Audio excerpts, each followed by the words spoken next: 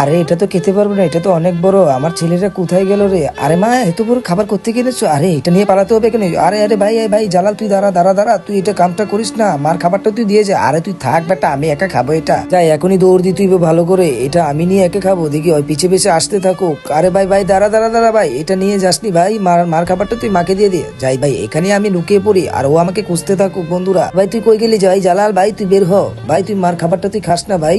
আরে তুই পালিয়ে যা বেটা, এখনই তো আমি চলে যাচ্ছি, যা তুই আমাকে ওদিক দিয়ে খোঁজ। আরে মা তুমি কি রাগ হয়েছো? মা কান্না করছো কেন? দাঁড়াও মা, তোমার আমি ব্যবস্থা করছি। তোমার ওই শয়তান ছেলে তো চুরি করে নিয়ে গেছে তোমার খাবারটা, আমি আছি তো। আসলে মা তোমার ছেলে তো অনেক ছোট, তাই বুঝতে পারে না মা, তোমার জন্য দেখো আমি বাজার থেকে কত খাবার নিয়ে এসেছি, দাঁড়াও এখনই আমি নিয়ে আসছি। বলে তার বড় ছেলে খাবার নিয়ে আসলো লাল পোটলা দিয়ে, অনেক চকলেট অনেক খাবার নিয়ে আসলো।